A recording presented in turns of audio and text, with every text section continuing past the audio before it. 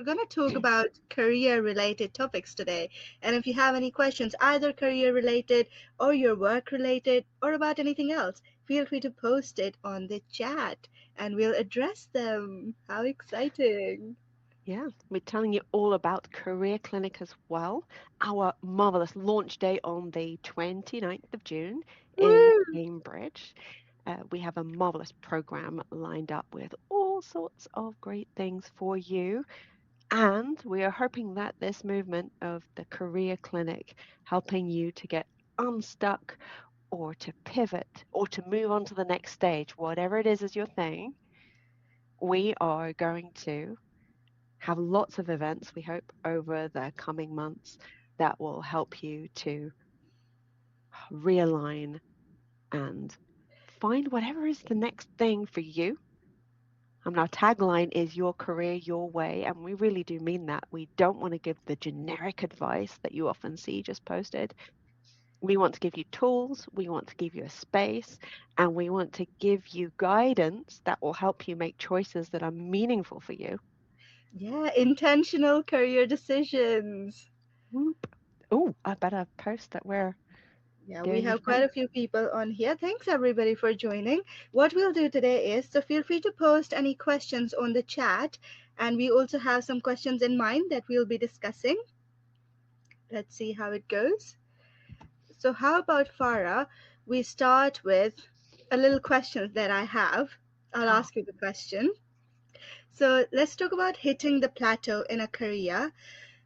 Have you ever experienced hitting the plateau in your career, and what have been the signs that you have seen that have told you, okay, I've actually outgrown this role, and this is the time that maybe I need to think about something else?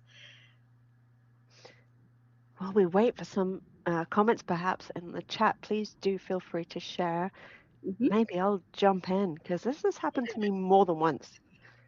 I know, Once, right? much earlier in my career, I was in a very technical role and I enjoyed it.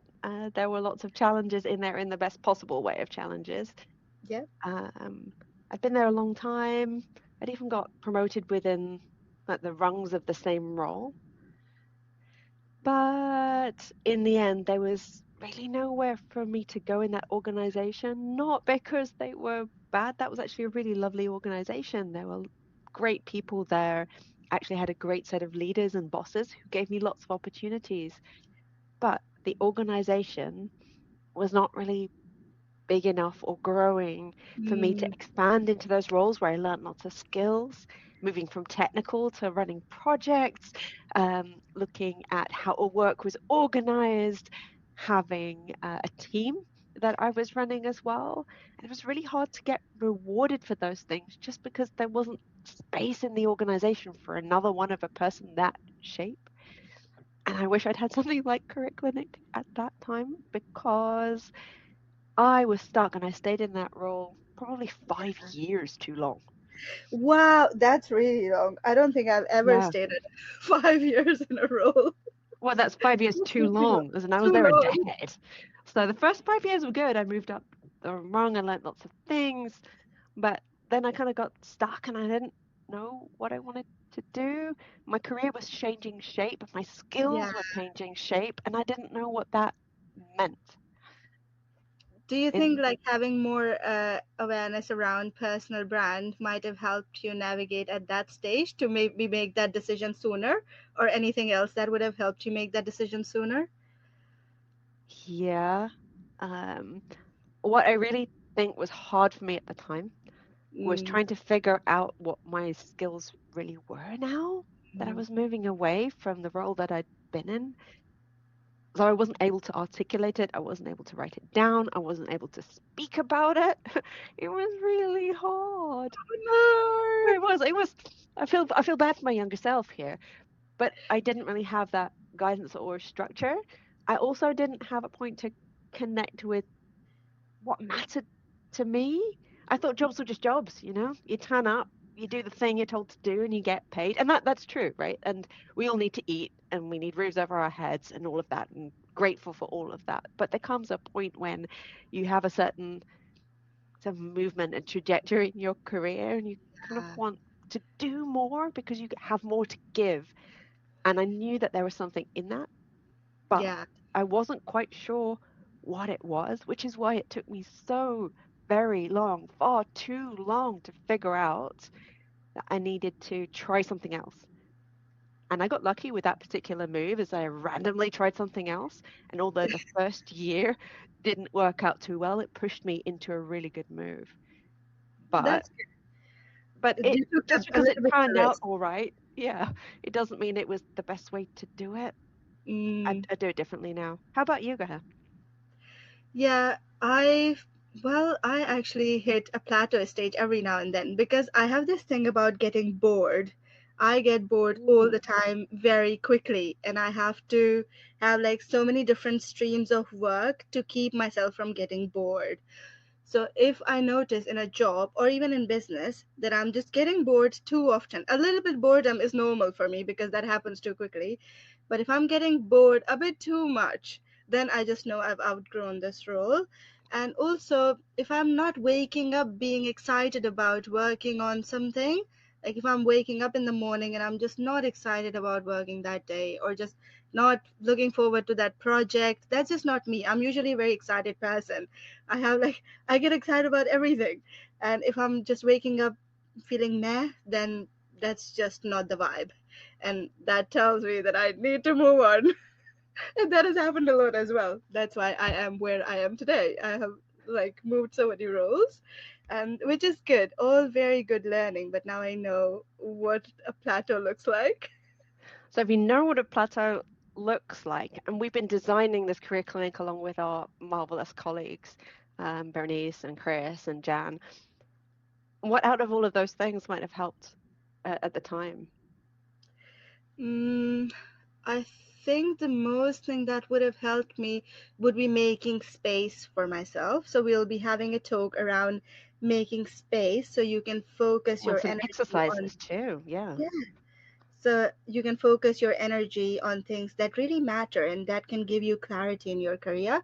I think having some activities like that at that time would have really helped me because I don't think I make space for myself a lot. I'm always on the go and I'm always thinking about work, always on the go, and that leads to a lot of burnout as well.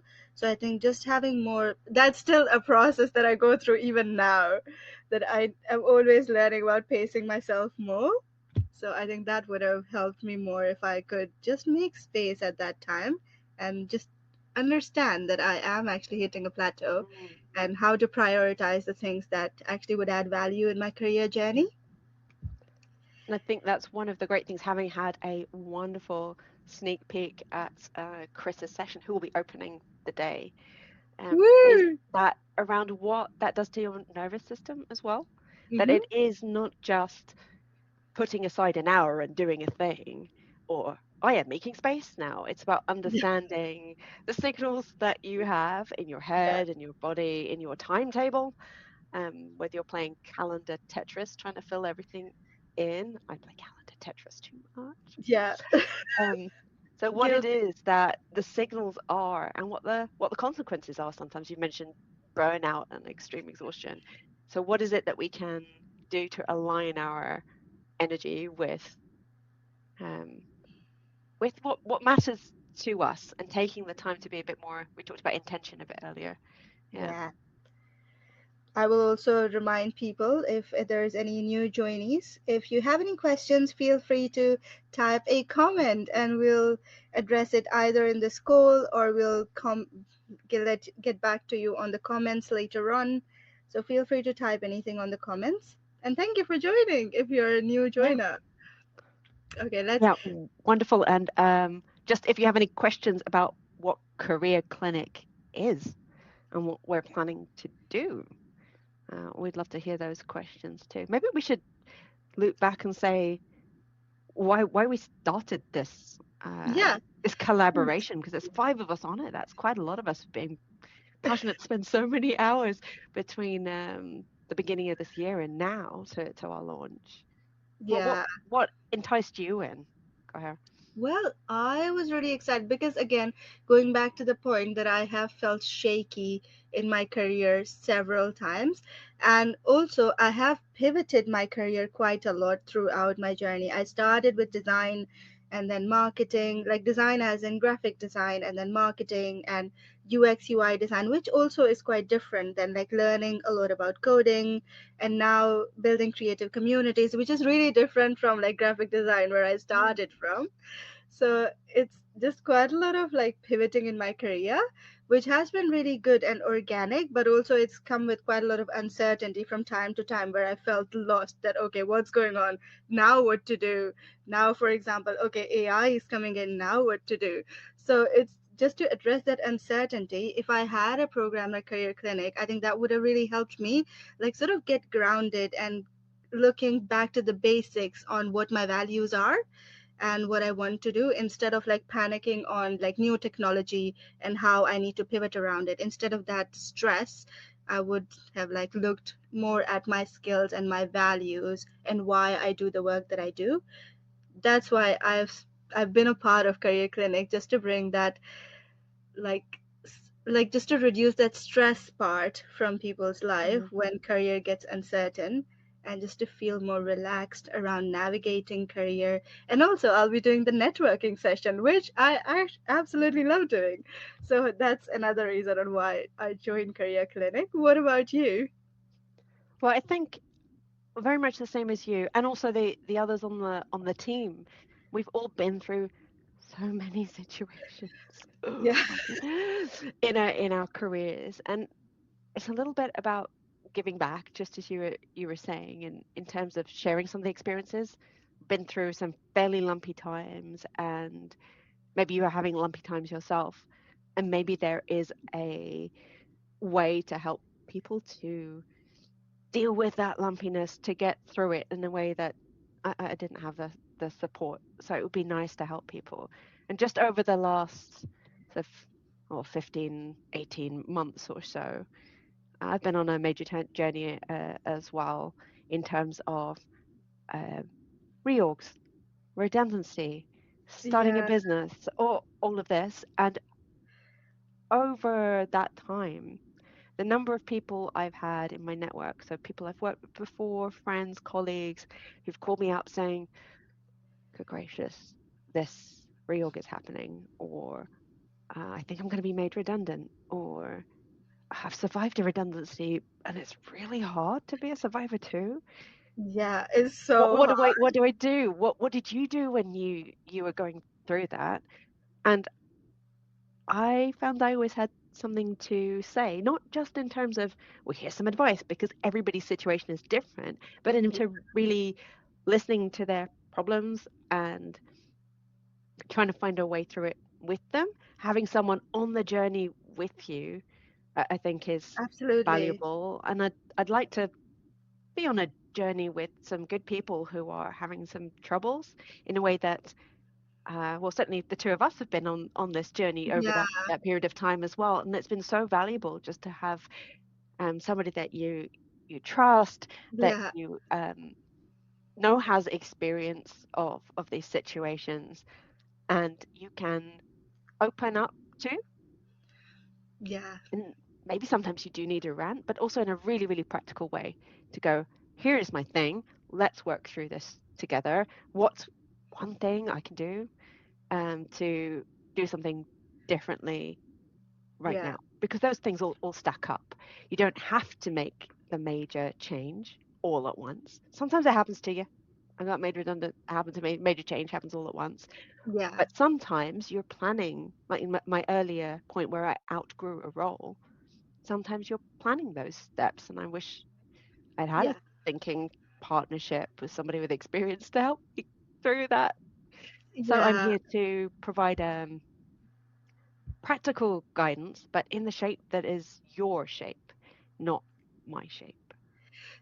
Absolutely. That is so important. And like you say, mentorship is just so important, because even when I went through redundancy as well as when I survived through redundancy, Yeah. for me personally, I found that like both scenarios have just really unique challenges.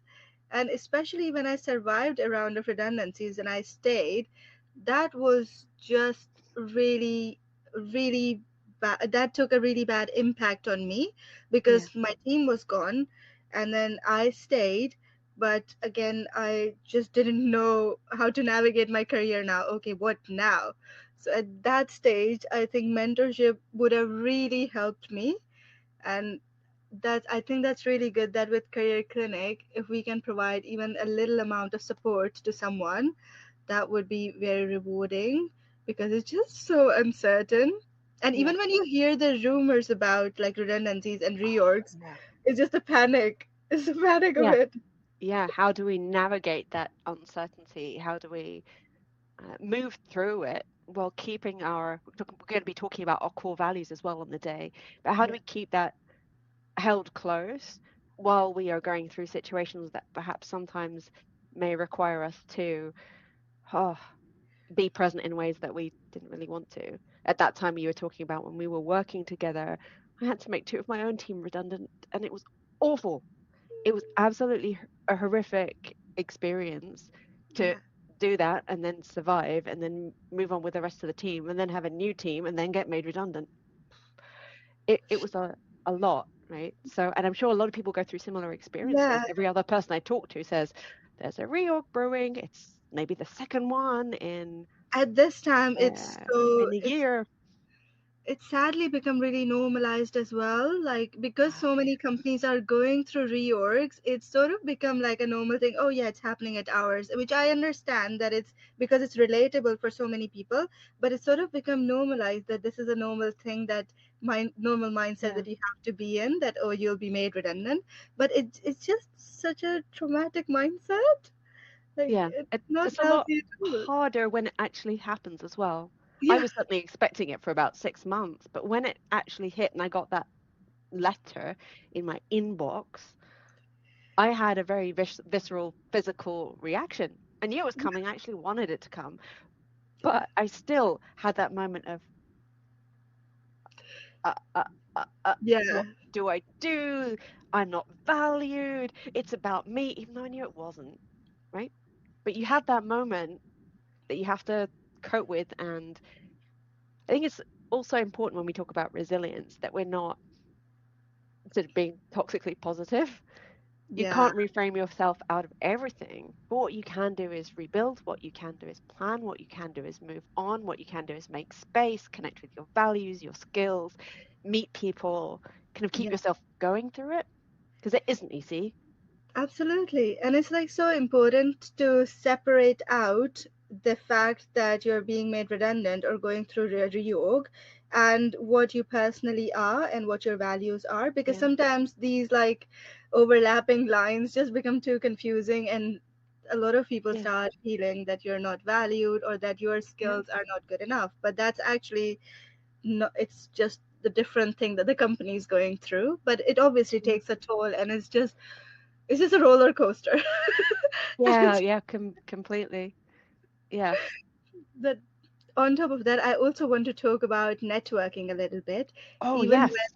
when people go through like reorgs or redundancies, or even starting a new business, or like doing a business but pivoting a little bit, or pivoting in your job, all of it requires doing a lot of networking, so that you know the people that are in that landscape, so you can learn more about it. Yeah. But also networking can come with its own like awkwardness, Ick like factor. ick factor, feeling cringe. What's your take on that? How do you overcome that cringe factor, and what's your thinking around the cringe factor, like awkwardness of Yeah. networking? So for me, I think it's around the definition of what we mean by networking. When we talk about cringe and ick, I think often what comes to mind is getting into a room full of people and going, "Hello, I'm me. I do stuff. Hi." And that is super cringe, right? And it's really awkward. They're not getting anything out of the conversation. You're not getting anything out of the conversation. It is just pure ick. So for me, it's around making genuine connections. So not Absolutely. asking people for things. It's about talking to them as a human, for them to talk to you as a human, to make Yeah, an effort to make a connection. And if you're not a desperately sort of peoply person for big rooms and things, there are ways to use your network that you have from previous jobs, friends, people that you can be introduced to one on one as well. There Yeah, are connections via email, via groups where you do something together. I'm hoping that Career Clinic will provide one of those places because you have something in common to start with. So yeah, you have something to talk about that isn't, hello, I'm me. Look at me. I'm doing stuff. So I do the silly voice because that's how I feel I sound when I do the cringe networking. And that's just completely not how good networking works. We stand together looking yeah, at a problem. We have something genuine to talk about and link with. We can meet afterwards because we've had a common problem or a common interest or found out that, actually they might be a good thinking partner, or maybe something will come of it as well, yeah, and maybe something won't. I think that's something you've been talking a lot with me about, of yeah. the kind of scale and what to expect. Not every connection is a golden thread. No, again, it's like more about networking with purpose and intent again. And I want to address two things here as well. So, when for networking, when we talk about cringe, so a lot of the times it's like obviously like, hello, I'm Gauher. That can feel quite cringy. But also, for example, when I go into networking, I always go from a listening point of view. So, I'm going Yeah, there and listening to everyone instead of like, telling about myself. I can tell like a little bit, but I want to hear, I give more questions than I give more answers so that I can learn more about other people and just see what their skills are or what the work they are doing. I'm just genuinely very curious and interested in that as well. I think that really helps me in that. So then at least all that knowledge is in there in my brain. And then later on, when any like challenge comes up, then I can think, oh, this person works there. Maybe I could connect with them, yeah, and it just really helps when I go in with a listening mindset, and then it's less stressful as well because then I don't have to talk all that much. I just listen yeah. more. It's kind of a counterintuitive thing, right? We have this image of networking and having to go in there charging like a, um, I don't know, like I don't know, a herd of wildebeest going, Yeah, "Hooray!" But actually being in that reflective mode, in that listening mode, yeah, find out so many interesting things about I people. People are so know, interesting. they're If you give so them a interesting. chance, they will be so interesting for you. And then And then you'll have a chance to connect, right? yeah, absolutely. And then also in terms of cringe, so I think I've told you this before as well, and I always tell this to all my students. You need I'm to tell like, the public now. "Past- Just tell look everybody on a past the recording. cringe. Look past the cringe, because a Yeah, lot of the times our brain, our inner voice is telling us that this is cringe, but it's actually not cringe, because if somebody else does that, then it's fine. But I think we're self-critical a bit more for that's very ourselves, true. even for photos or like our own voice, when like for it Yeah. happens to me when I want to on a video That's why I and said I that, that's how I think I sound, right? And then you do the silly voice of this is me, because that's how I feel like I'm coming across. But probably I'm sounding it's just normal. your brain. I think it's our Yeah. brains. All of our brains are just more self-critical of ourselves. So I always am telling everybody to just look past the cringe. Yeah. I know it takes some practice, but just post things, for example, on social media, what you want to post and then forget about it. Just post it and then move on. Or like Yeah. say things Or have and the then conversation that's taking a chance on on a connection. And if it's not working out, you don't have a lot of common, well, great. You met an interesting person who's interesting in their regard. You don't have to make a bestie out of it, or a contact for your business or your promotion or anything. It's yeah, just interesting to meet people. And I think looking past the cringe, what really helps with that is the active listening that you mentioned yeah, as well. Because if you're feeling cringe and you ask them a question and they're excited to tell you something that's interesting or uh, meaningful to them, then that's not cringe at all. That's oh, beautiful. And suddenly the cringe is gone. yeah. That's the thing. Like when somebody else is telling me a lot of things about their life or their work, I'm always so interested to listen about that. But when I am telling somebody else, then my brain is telling me it's gonna be too much Yeah, information. But then again, when somebody else does that, it's yeah, acceptable. So it's I think our brains are always like telling us that it's cringe, but it's not yeah. always cringe. I Just think do it. also the other thing that really helps in that, and we've got a session on this, that I am going to be sitting in the back of the class with my notebook. for this bit, is the bit around the personal brand. So once Yeah, you've made space and you've connected with your values, which of your interests and qualities are you going to show when you're in a maybe a networking scenario or an interview scenario or a business scenario? They're not fake things. These are the qualities that you choose to bring out of yourself for that situation. What is the your personal brand? So I'm going to be taking notes in that. Thank you, Berenice. It's going to be a great session. So I think that also helps to get past the cringe because you go in with a real grounding yeah, of your own connection to your values, with your own connection to what it is that matters to you, and with an idea also of where you want your career to go and what you do with that. You can bring it into networking. You can also bring it into your actionable steps piece, which is yeah, inevitably my piece, if anybody knows me already, is that I like getting things done. I like moving things forward. But it doesn't have to be massive leaps that are hugely out of your comfort zone. It could be trying something out and maybe it doesn't work. And that's fine. You yeah. try something else. All these little experiments, um, all these investigations that you can do. And if you find a goal that you're working to, again, you don't have to boil the ocean.